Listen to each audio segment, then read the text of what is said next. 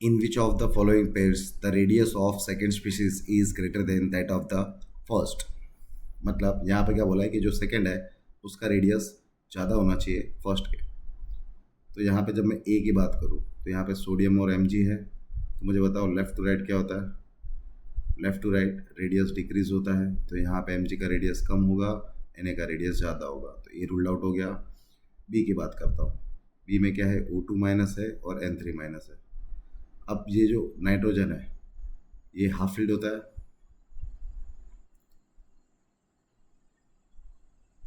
Plus 3 electrons ने क्या किए, एक्सेप्ट किए हुए हैं, तो ये फुल्ली फिल्ड हो गया यहाँ पर। अब फुल्ली फिल्ड होने के बाद जब हम नॉर्मल ट्रेंड देखते हैं तो याद रखना है हमको कि नाइट्रोजन का जो रेडियस होता है ना वो बड़ा होता है ऑक्सीजन से, बराबर। अगर हम लेफ्ट टू राइट का भी ट्रेंड देखें ना तो क्या होता है यहाँ पर, कार्बन, नाइट्रोजन, ऑक्सीजन, फ्लोरीन। तो यहाँ पे ऑक्सीजन के कंपेयर में नाइट्रोजन का रेडियस क्या होता है, ज़्यादा ही होता है। 3 माइनस इसने डोनेट किया है, तो इसके पास कॉन्फ़िगरेशन क्या आया, 2p2 सॉरी 2s2